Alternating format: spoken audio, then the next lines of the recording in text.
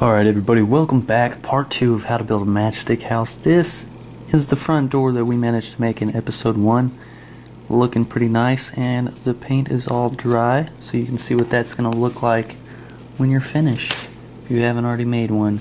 This episode's going to be about how to build windows. What's great about this is it's cheap. You're going to use recycled materials you find in the trash. This is the back piece to a plastic container that my battery charger for my video camera came in. Most electronics are going to come in a piece of plastic container like this. Just save the plastic, whatever. You don't have to, because this is a good reason to go out to your local drugstore, support your local drugstore, and buy a packet of cookies. And it's got a nice front plate to use for windows. Now that is going to be a little bit thinner than the plastic used for an electronic case, but it still works just the same, and it's got tasty goodies inside for while you make the house. So we got these kind of windows I've drawn up for some examples. You got a 2-pane sliding glass window. This is some kind of fancy window that goes on my house that doesn't have a pane here, because all 4 of the windows, this is broken out, and I don't know why. And then this is the fancy viewing window to the side of my doors. And then a front room view pane window, allows light in. It's nice and elongated. Voila. And I'm going to show you how to build just, a window. So you can go to a local hardware store or look around your neighborhood, just take some pictures of some windows. So you got that in mind. And I'm going to be showing you how to build a broken window, not just any kind of fancy, whatchamacallit window, full pane window, because that's pretty simple. I'll just explain that to you real quick. If these weren't broken out, you don't have to make them individually. You don't have to make them to where they're in the wood at all. You just go ahead and you glue all this frame together. Wait until you've got it actually inserted into the house itself, and then you will just take a piece of plastic like such, take a measurement of here, and then cut it slightly larger than this frame, glue it to the back side, and you have just a nice regular window. But with an abandoned house, where's the fun in that? We want some broken stuff, we want it looking nice, give it some awesomeness. And what's been more fun than making a broken window? So what we're going to do here is I'm going to do 2 matchsticks, 2 large regular size matchsticks, and I'm going to take and score this down the middle of the match as close as possible you can get it. Remember, be very careful. You don't want to lose part of your finger like I did last video. Still sporting a bandage. And then once you've got that first score line, you want to take the blade and diagonally cut in towards it as best you can. Sometimes the grain of the match makes this part difficult.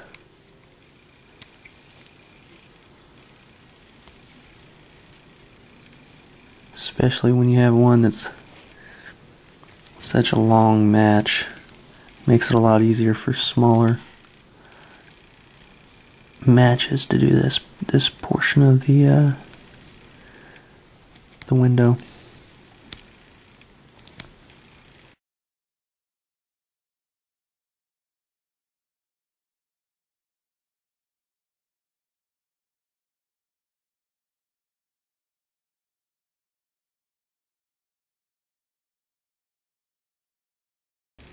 And all this is going to do is it's going to make it a lot easier for us to assemble the window, because when you have this sitting in there, it's going to give it something to glue to, a lot easier than just a flat surface on flat surface. And from what I'm seeing, it's going to be a little bit difficult to glue that in there, but that's alright. Try and clean it up a little bit more, and if you get this close to the center on all 4 matches, they should line up fairly well. So I'm going to go ahead and do this for the other matches. Alright, so I've done this. I didn't want to go ahead and do 4 matches, so what I did was I scored the 2 and then I just cut them roughly in half, making sure they were both the same length. As you can maybe see, I didn't get them quite in half, but because these are 4, I have 2 for each side. Easy peasy. I also would like to point out it's a lot easier if you cut the match on the table instead of holding it in the air, because you can get a better cut and you have more control and you're not going to stab yourself in the hand.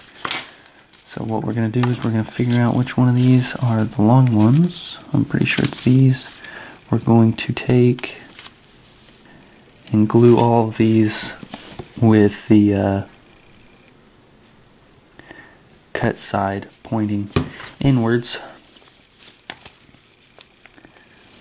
And we're just going to glue them into a square or rectangle, I would assume, seeing as 2 sides are longer than the other.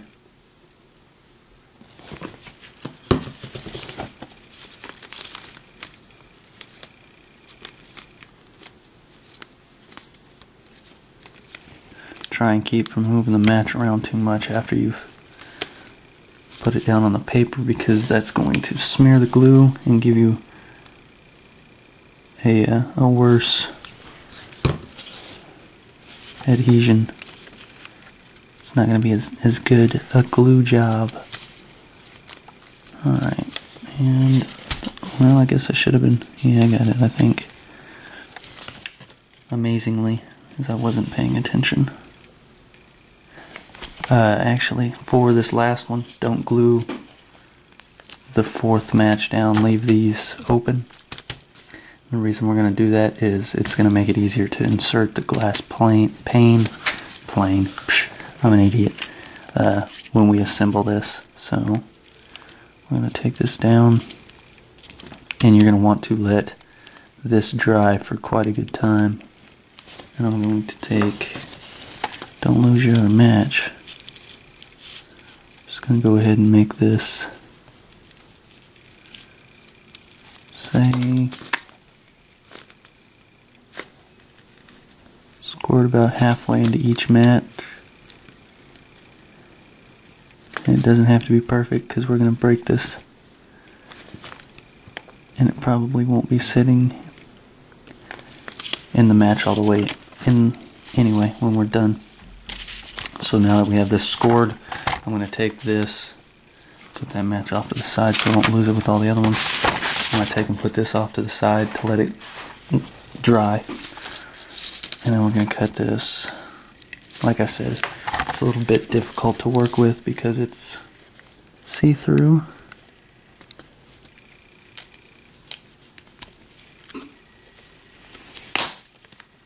Alright, now we got the glass. We're going to destroy it. And what I'm going to show you here is how to make some bullet holes. You just take this, tip it down, and kind of just bore it in there. Twist it back and forth until you get through bumping the camera. And then once you're through, you can pick it up off the table. Otherwise you're not going to be able to enlarge the hole. Blade's going to get stuck on the table. Well, if I can get that in there. And just again, bore it in there.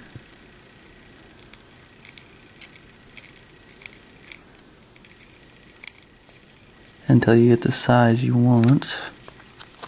You're going to want to try and clean up the burrs as best as possible. You want this to be a really clean look. Maybe take and cut a little V. Give it a nice point to it, because it's not going to be a perfect hole.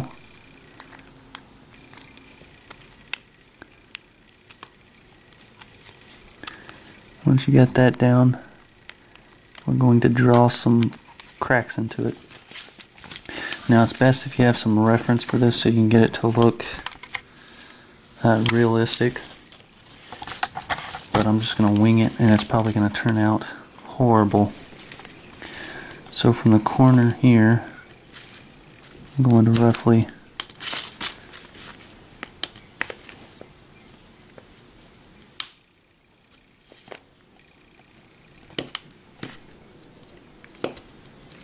draw in some of these cracks.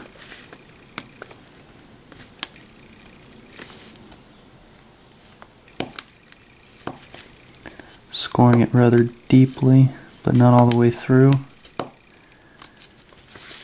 That looks alright to me. Let's see. Taking one more over from this corner. Or that edge anyway, not a corner. And then connect these two.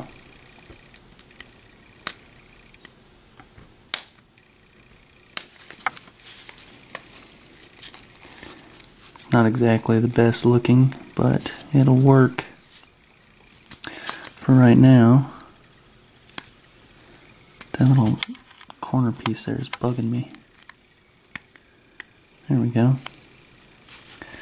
And then we're going to chip up the bottom down here. So I'm going to take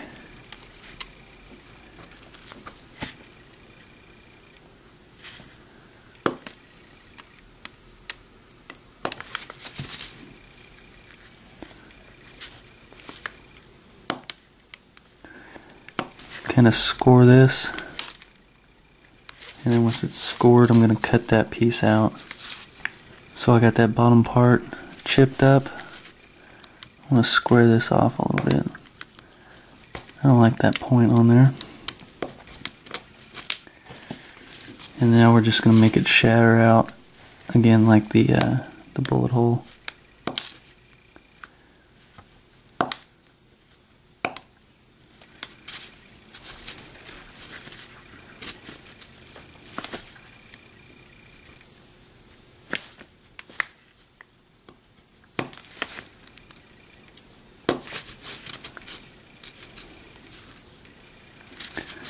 This would probably look a lot better if you were looking off some references, because I'm finding this a little bit difficult to do. I need to start studying some broken windows, because I make a lot of them. Just kind of go off what looks good to you. Maybe connect this bullet hole and this shattered part here.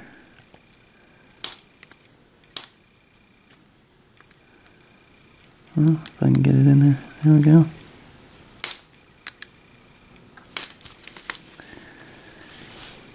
Now we have a cracked up window. But sometimes, looking at this, it's a little difficult to see the cracks. And the way to fix that is some white paint.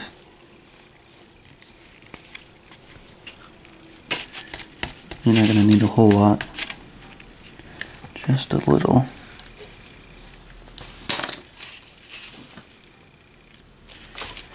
Get some water. There we go. You don't want to water this paint down too much, just get your brush wet a little bit. And then just paint over all the cracked areas.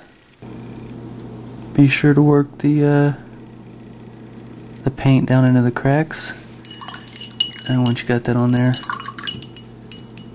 clean your brush up, get some water, smear it over all the paint, paper towel.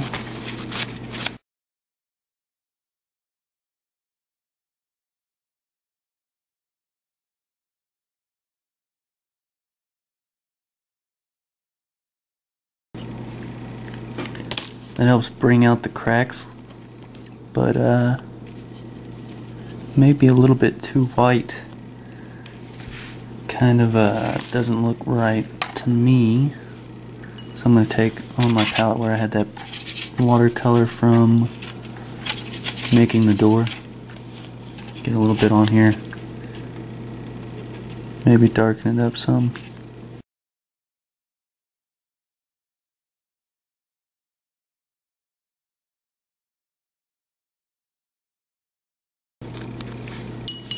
Which helps it to where it just kind of changes the color a little bit, and it makes the crack look like they've been there a while. Maybe collected some dirt. The cracks are getting really dirty. Always add some water to it and kind of clean those out.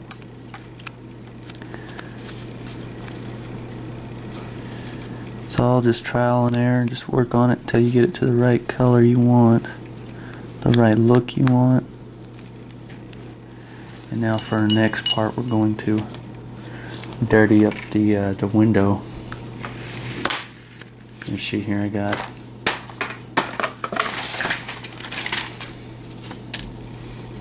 I got a nice brown acrylic, but this is a an orange brown.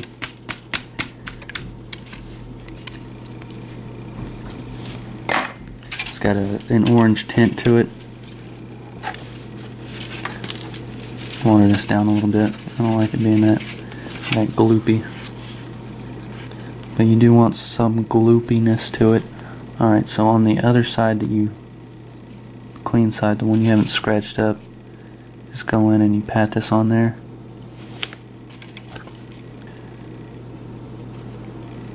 Don't paint it on, because that'll, patting it on gives it kind of a mud look to it.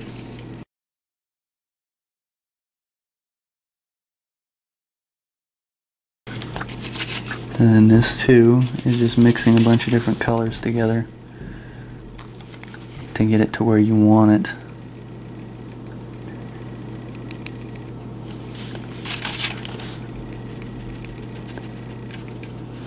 If you don't like the color you have, add some other colors to it, because in real life it's not going to be one solid color. It's going to have a bunch of different tints to it. It's going to be all crazy.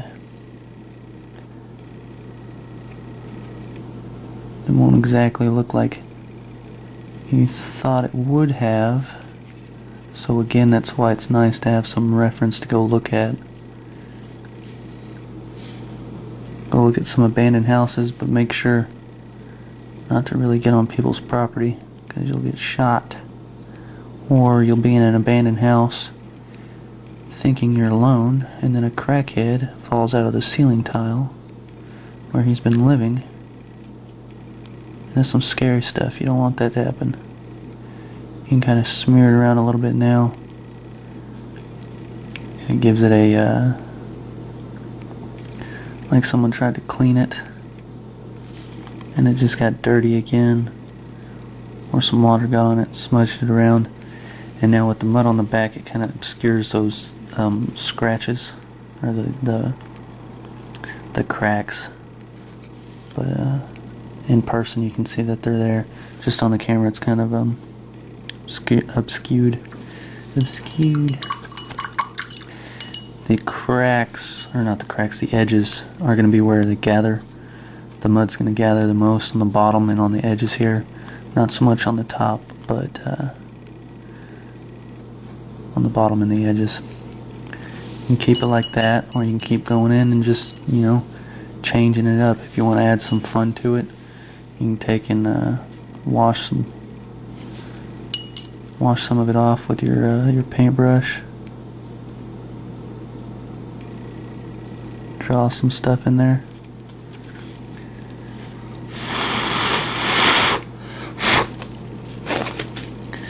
Just gonna scratch it off.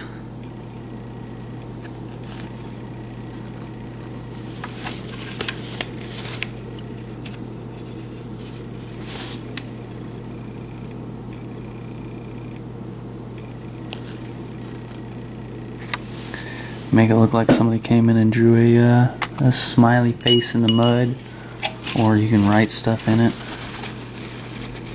Pat it down. Give it another texture. It'll pick up the paper towel texture. It's already starting to dry, so it's a little bit harder for it to pick up. But where I added that water, it'll really clean those areas. Give it like somebody was in there and try to clean a little spot to view through. You can go in and just do whatever. After it's dried, you can take your scalpel, write some stuff in there.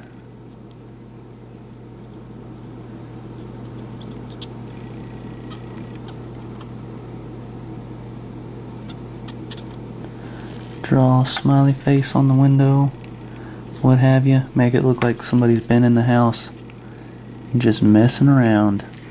Keeps it fun, keeps it different, makes it exciting. You can give it a little bit more personalization, make it a little bit more you.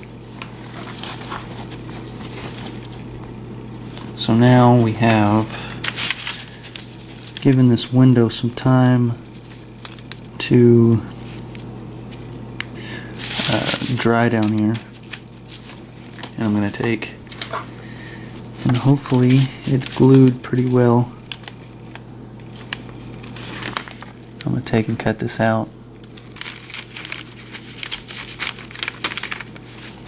Alright, so in this case where it's not glued together, you can see it's kind of flimsy. You can take and, where is it at? There's the wood glue. Put a little dollop on there. I'm going to use the wood glue, even though it's waterproof, because it's going to make a better bridge.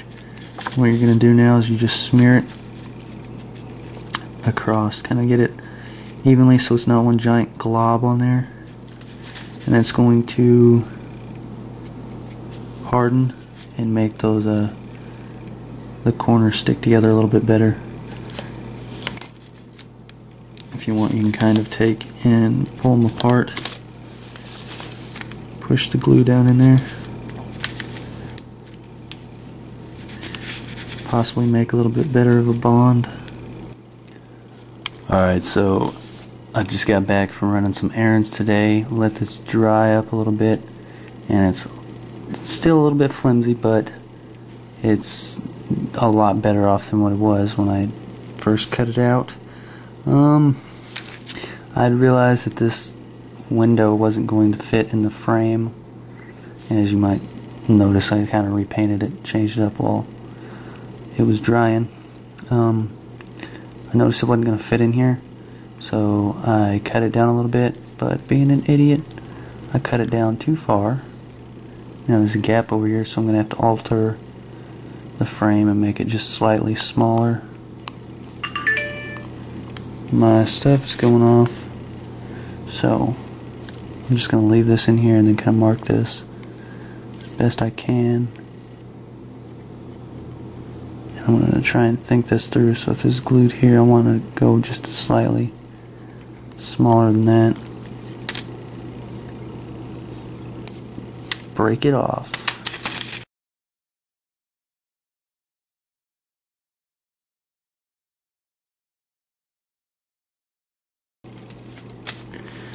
Now I get the hard part of gluing this thing back together.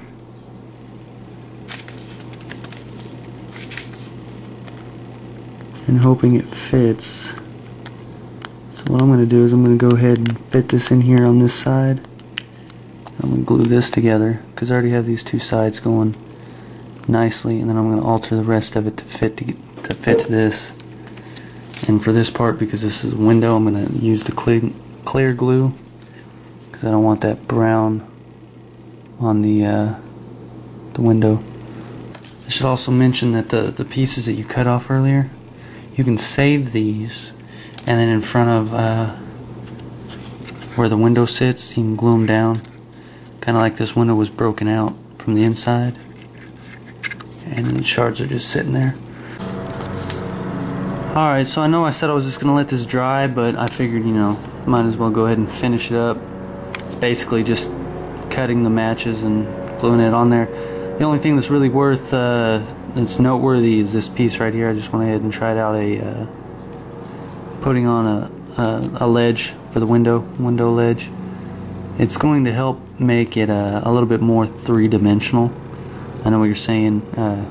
You know, we're using 3D objects to make a 3D house, but actually putting a little bit of a window ledge here, as well as cutting into these matches here to put the window into it, really helps make this more 3D and kind of gives it more of a pop.